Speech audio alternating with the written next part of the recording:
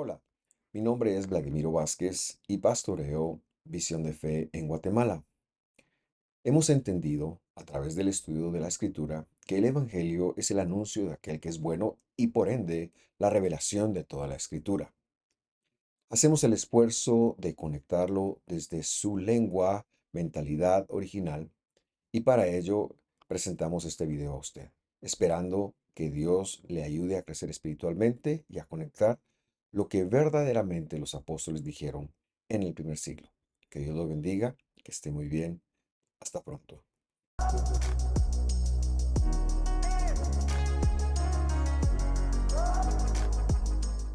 Qué alegría me da ya llegar al estudio 58, ir casi aterrizando en lo que será el capítulo 21. Tenemos un estudio más del capítulo 21 y hoy queremos ver la Jerusalén Celestial parte uno. Ese es nuestro tema hoy. Y bueno, como siempre me gusta empezar con un breve resumen de lo visto la semana pasada.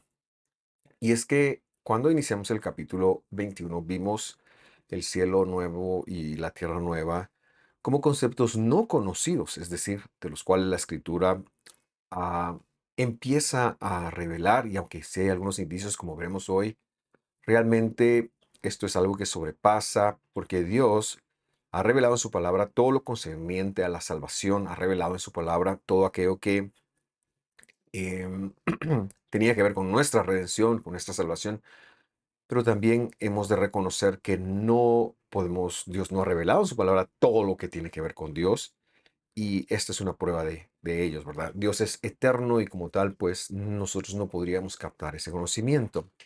También veíamos descender que esta Jerusalén celestial iba a descender como la intención de Dios de cumplir su promesa de vivir entre nosotros, ese pacto que él había hecho con Abraham y que el tema de hoy ahondará en esto. Ahora bien, quisiera también, y a manera de introducción, situarnos en cuál es el tiempo del capítulo 21, ya que este narra los eventos que se conocen como los eventos del después, el Shmini Atzeret. Y lo que quiero explicar entonces es que en la Biblia hemos visto varios tiempos. Por ejemplo, hemos visto el tiempo de la creación, hemos visto el tiempo del llamado de Dios a los patriarcas, hemos visto el tiempo de los pactos. Y así, bueno, Pedro señala en el capítulo 2 de Hechos que estamos viendo los días postreros, es decir, los días mesiánicos. Desde que el Señor vino, pues son los tiempos mesiánicos.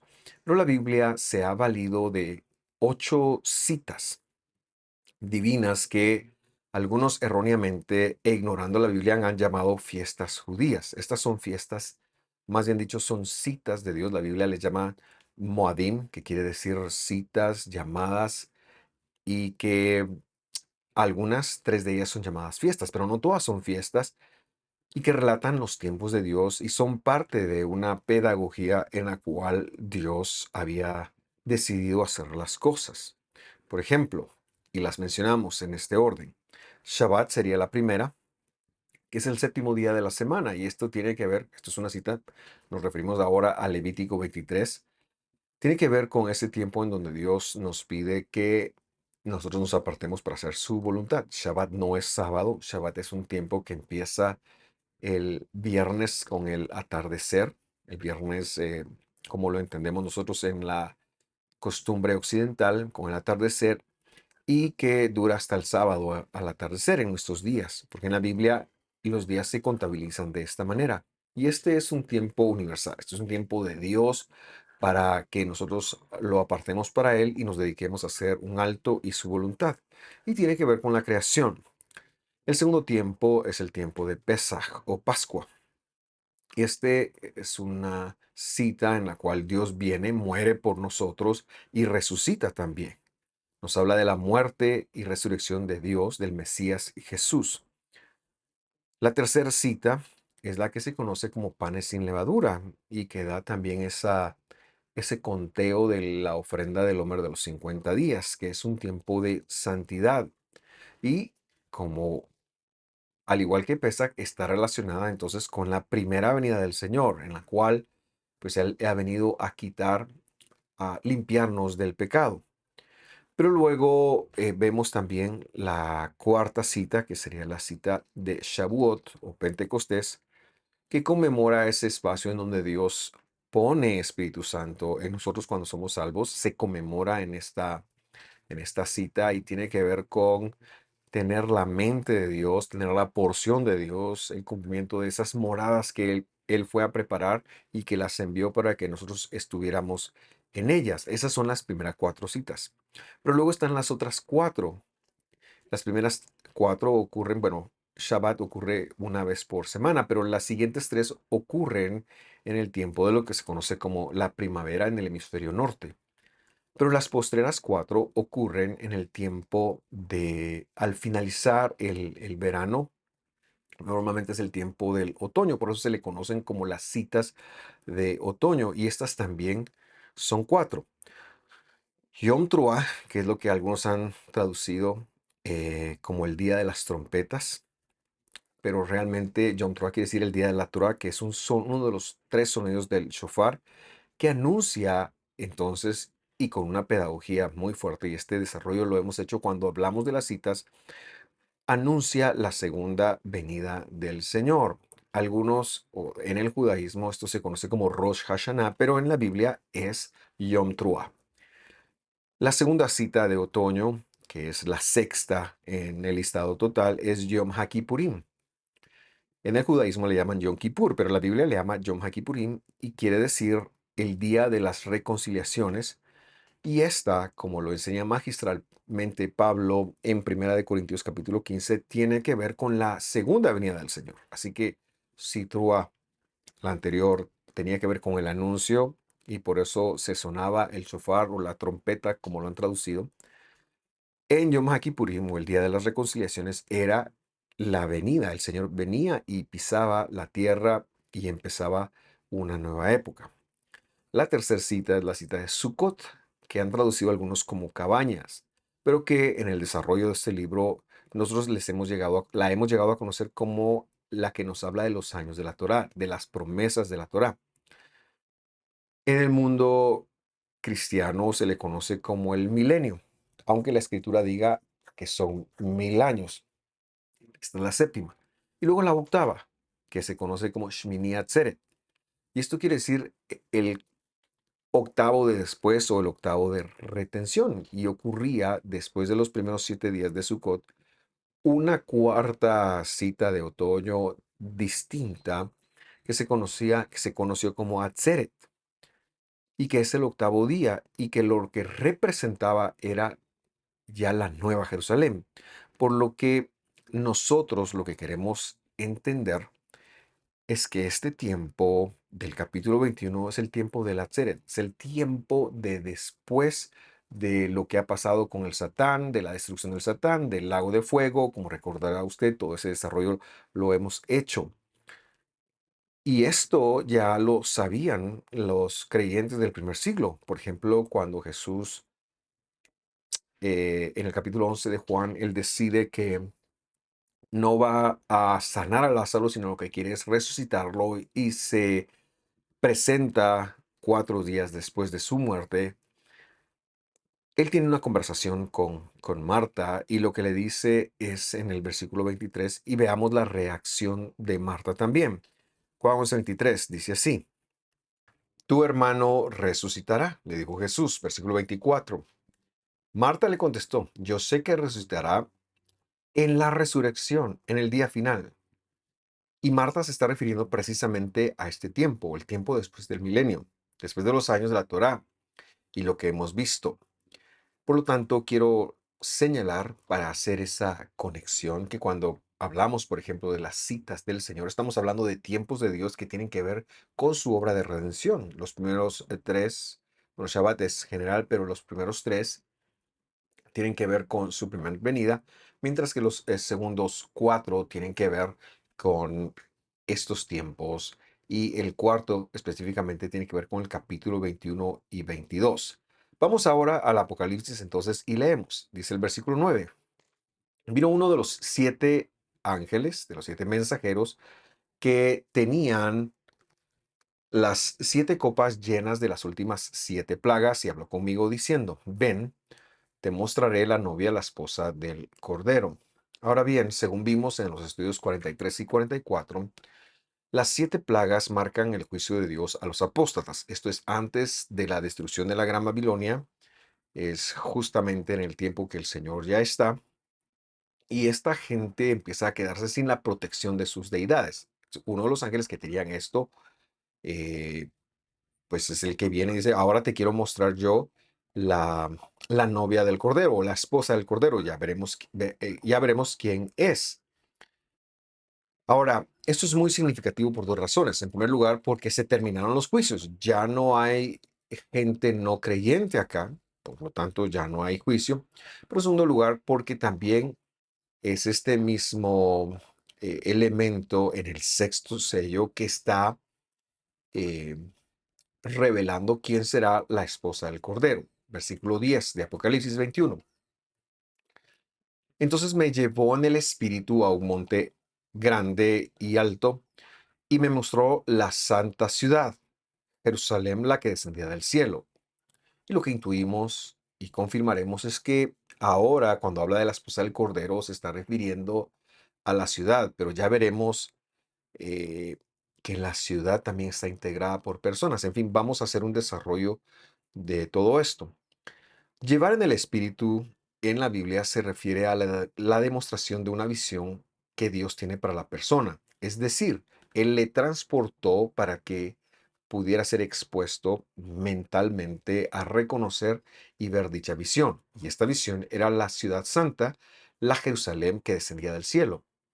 Lo que nosotros hemos de preguntarnos ahora, sosteniendo que tiene que ver con la esposa del Cordero, que pareciera ser que aunque realmente, y lo haremos en la demostración, se refiere a la ciudad como la esposa del Cordero, nos preguntamos entonces, ¿es la ciudad literal o, como ha sido una norma en Apocalipsis, tiene esto algún otro simbolismo?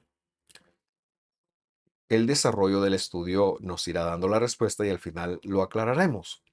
En principio, citamos otras dos fuentes que tienen que ver con la Nueva Jerusalén. Vamos a Gálatas capítulo 4, versículo 24 y leemos. Dice, esto contiene una alegoría. Pues estas dos mujeres, esto es Pablo hablando a la gente de Gálatas, son dos pactos. Uno procede del monte Sinaí que engendra hijos para ser esclavos. Este es Agar. Y Pablo se está refiriendo, ya veremos a quién. Verso 25. Ahora bien, Agar es el monte Sinaí en Arabia. No queda el monte Sinaí en Arabia. Este es un agregado que se da desde el mundo cristiano posterior al siglo II y corresponde a la Jerusalén actual porque ella está en esclavitud con sus hijos. Pero la Jerusalén de arriba es libre. Esta es nuestra madre. Y entonces vemos que lo que está haciendo es que al modelo merital, es decir, de obtener la salvación por medio de méritos, se le llamó la Jerusalén actual que estaba en esclavitud y luego es la misma que se ha convertido en la Gran Babilonia. Pero esta está en esclavitud. ¿Por qué? Porque no ha sido libertada por el Mesías, porque no ha querido aceptar la salvación que el Mesías da, sino que quiere ser libre obedeciendo los mandamientos divinos, quiere ser salva obedeciendo los mandamientos divinos. Y aquí es donde nosotros nos pronunciamos al respecto. Estamos tan claros que el mensaje de la gracia es que Dios nos salva por su fidelidad, sin mérito alguno, no porque nosotros vayamos a hacer algo o hiciéramos algo, sino es su pura gracia.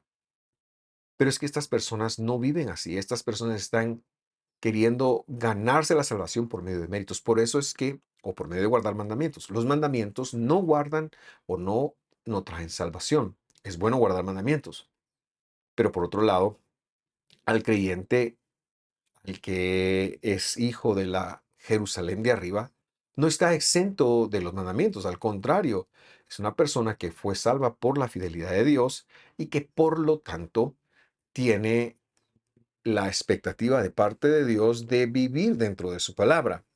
¿Por qué? Porque esto no quita la gracia, esto no anula la gracia, como también Pablo ha enseñado en Gálatas.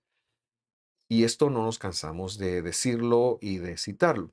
Pero lo que vemos acá es que esto no es una ciudad literal, entonces, sino que está hablando de servir a la fidelidad de Dios. Veamos algo en otra cita en Hebreos capítulo 11, versículo 13. Todos estos murieron en la fidelidad, el verso 13 estoy leyendo, sin haber recibido las promesas. Se refiere a los patriarcas, pero habiéndolas visto de lejos y aceptado con gusto, confesando que eran extranjeros y peregrinos sobre la tierra. Ahora no está hablando de la tierra em, eh, como un país, sino está hablando de cuando ellos vivieron aquí en la tierra, esta gente conectó que no iban a heredar nada. Claro, Dios había hecho una promesa de que les iba a dar un pedazo de tierra, pero es que eso no lo vería la descendencia de Abraham, sino hasta mucho tiempo después de Abraham, más de 430 años, según lo ha dicho Génesis. Entonces, esta gente tenía claro que aquí no vamos a heredar algo, porque hay una otra patria. Y veamos qué dice, sigue diciendo el Evangelio en Hebreos capítulo 11, verso 14. Porque los que dicen tales cosas claramente dan a entender que buscan una patria propia. Es decir, nosotros no buscamos poseer acá. Sabemos que hay una patria mejor. Verso 15.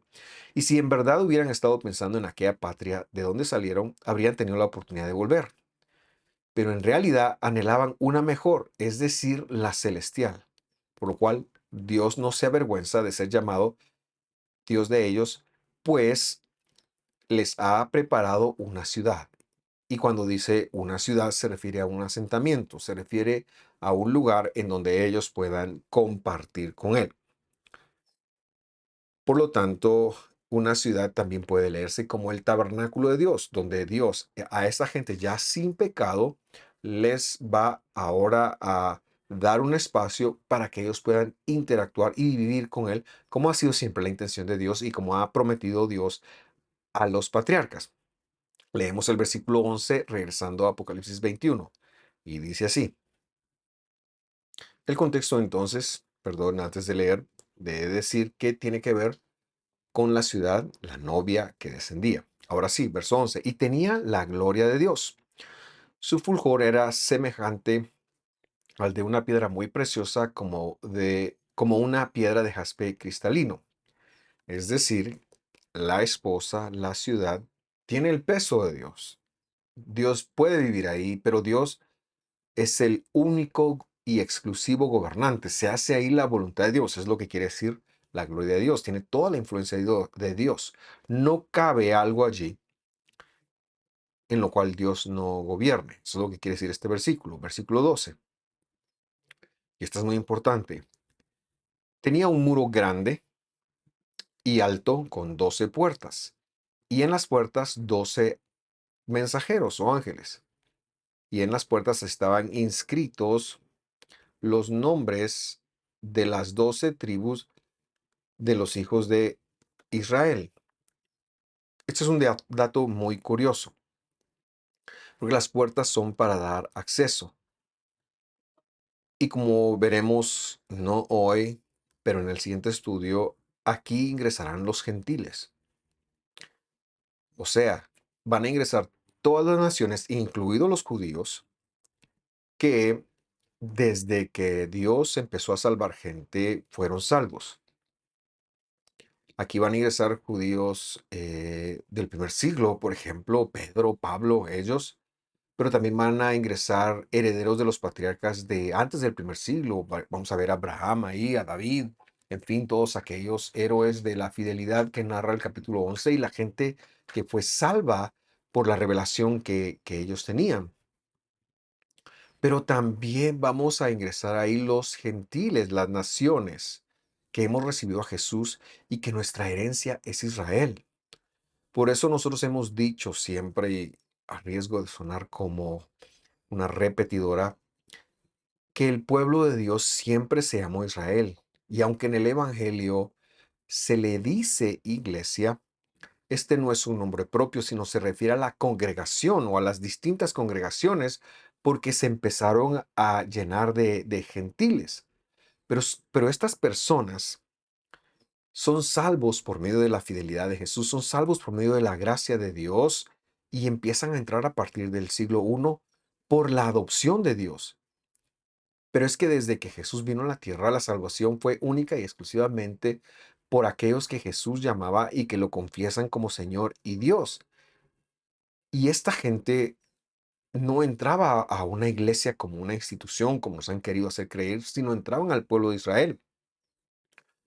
Por eso es que el apóstol Saulo nos dice que antes no teníamos la ciudadanía de Israel. Esto lo puede encontrar usted en Éfeso, pero es que ahora ya la tenemos, porque esas puertas de acceso que son de los 12 patriarcas, de los 12 hijos originales de Jacob, son las que de alguna forma nos van a dar nombre, nos van a dar censo a nosotros y no importa en cuál entremos.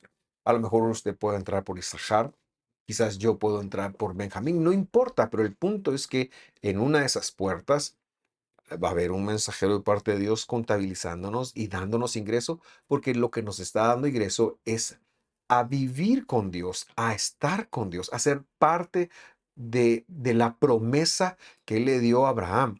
Y esa promesa es a Israel. Así que la iglesia como tal, aquellos que Dios salve, aquellos que creyeron en Jesús, aquellos que lo confesaron, aunque no hayan guardado mandamientos, ya veremos en el capítulo 22 cómo Dios va a hacer que estos sean sanos de esa falta, pero la iglesia en sí, aquellos que son salvos por Jesús, no puedo ser tan enfático en ello, van a entrar allí.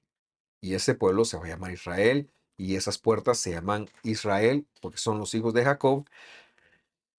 Y también me gusta aclarar que no me refiero al Estado de Israel, sino al pueblo bíblico que Dios tiene allí, que ese estado obviamente lo nombran por el patriarca y tiene a muchos de sus descendientes, pero no es un tema genético, es un tema de la sabiduría divina y un tema de la elección divina.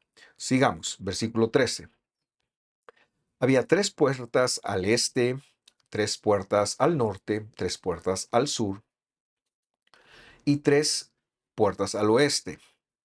El muro de la ciudad tenía 12 cimientos, verso 14, y en ellos estaban los 12 nombres de los apóstoles del Cordero.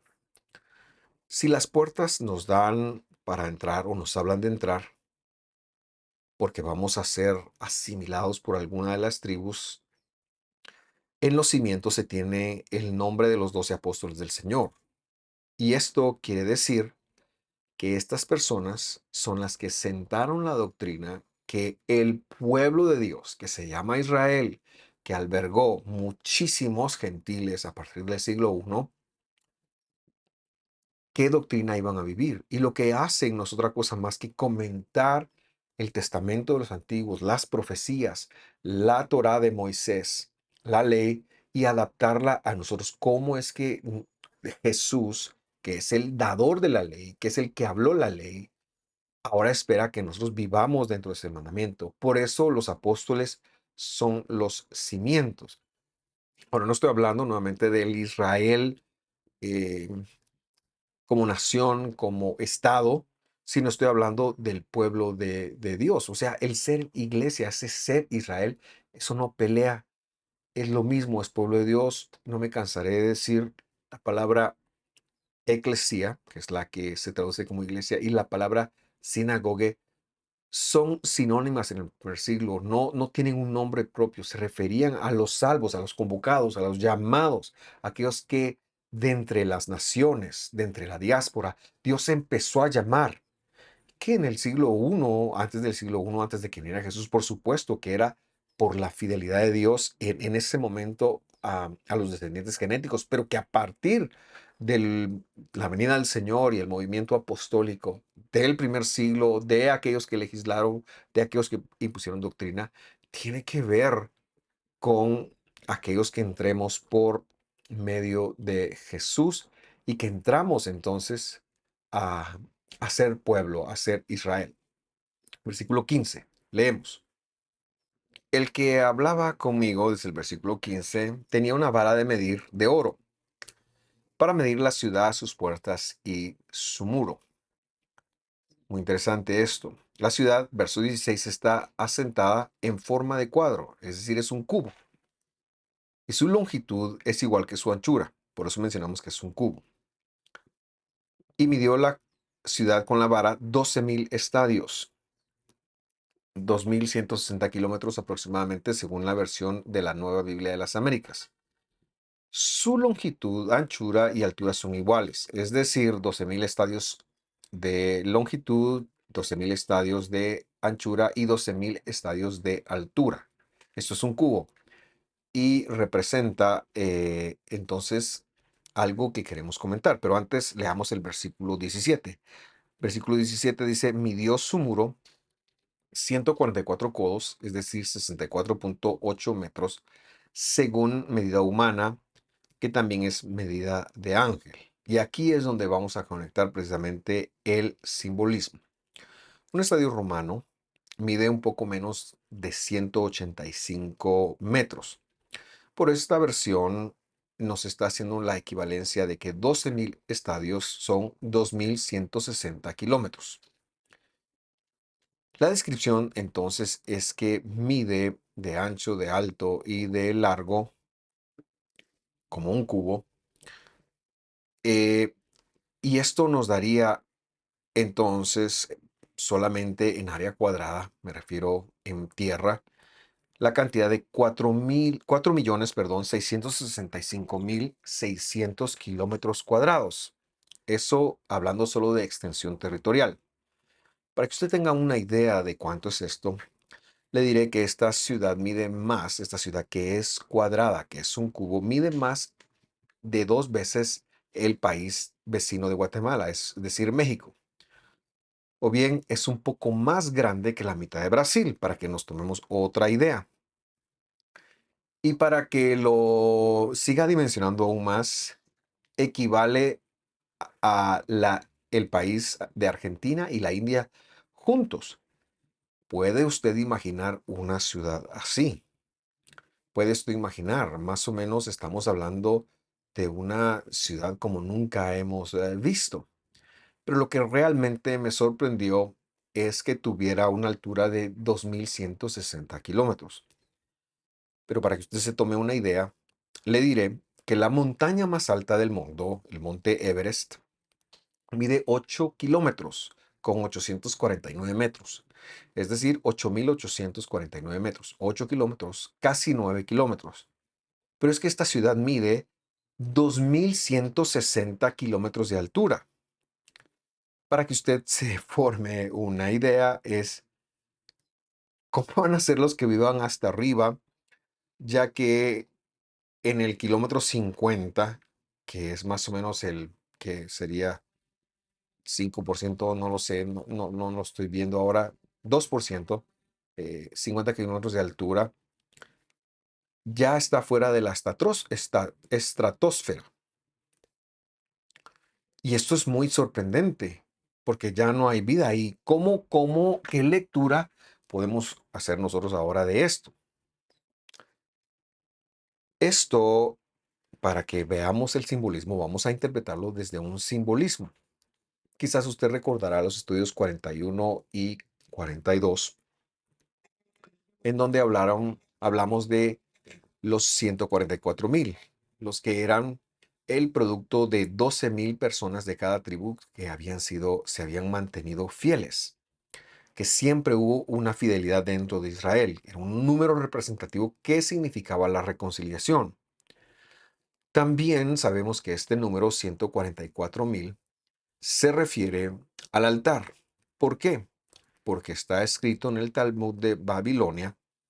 Esta es una referencia de la época, que el tamaño del altar almacenaba, o el altar como cubo podía almacenar 144.000 huevos. Esto es algo que hemos mencionado y tiene que ver con la simbología. Lo que estamos diciendo es que estas dimensiones que Dios está dando son las dimensiones que van a albergar, sea la ciudad de ese tamaño o no. Yo no tengo problema con eso. No tengo problema como que con esto sea literal, pero lo que está diciendo Dios es que la ciudad representa el espacio donde Dios va a poder vivir con su pueblo, seguramente, donde Dios va a interactuar con su pueblo y todos los que son su pueblo, nadie va a quedar fuera. Todo mundo, aquellos que han sido reconciliados por Dios, aquellos que han sido, esto simboliza el altar.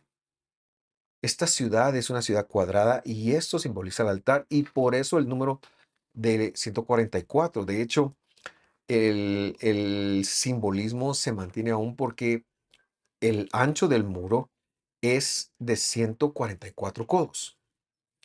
¿Qué es lo que estoy tratando de decir, queridos hermanos? Estoy tratando de decir que yo no me aparto de que las dimensiones que nos ha dado el Apocalipsis sean dimensiones reales, que sí pueda ser así, porque Dios puede hacer un milagro en el cual nosotros no necesitemos oxígeno para respirar. Pero lo que sí nos dice el simbolismo es que Dios va a hacer descender un espacio del cielo, que es su novia, donde su pueblo pueda interactuar con él y pueda él cumplir la promesa que le hizo a Abraham de ser nuestro Dios y de nosotros ser su pueblo. Dios lo va a hacer. No, esto no es algo que nosotros podemos provocar. Y esto es algo que va a ocurrir después de todo el desarrollo apocalíptico que, como lo hemos visto, pasa por la segunda venida del Señor, pasa por las 7 plagas, pasa por la destrucción de Babilonia, la grande, que hemos dicho quién es, pasa por la destrucción de la bestia, pasa por el juicio del dragón, la destrucción de ellos, y por el juicio a todos los seres humanos a lo largo de la historia que no fueron salvos. Pero ahora que todo eso ha acabado, entonces Dios está dispuesto a vivir entre nosotros. Dios está dispuesto a interactuar entre nosotros. Él vivirá como el esposo de esa ciudad, porque nosotros seremos la ciudad, seremos ese espacio en donde Él se proyectará a nosotros. A mí no me quita algo que sea literal, puede ser literal, pero lo que el libro enseña fehacientemente es que le veremos tal como Él es, porque nosotros también seremos como Él es. Podemos tocarle, podremos interactuar con Él, podremos recibir todos los beneficios de la vida nueva, de la resurrección, de la vida como no la hemos conocido, el hecho de no tener muerte, en fin, todas estas cosas que la siguiente semana agotaremos en el desarrollo de los siguientes versículos que todavía nos restan. Por hoy yo quisiera dejar la enseñanza aquí, que usted lo pueda asimilar y que si usted tiene alguna duda sobre cualquiera de los conceptos que hemos mencionado hoy, sé que no son fáciles, usted nos pueda hacerlo saber y con mucho gusto nosotros estaremos tratando de responderle. Que tenga un buen día, que Dios lo bendiga y que esta promesa de su retorno y todo el desarrollo que hace Apocalipsis de él, el retorno del Señor, se haga pronto y en nuestros días. Fuerte abrazo, que esté muy bien. Nos vemos la próxima semana. Hasta pronto.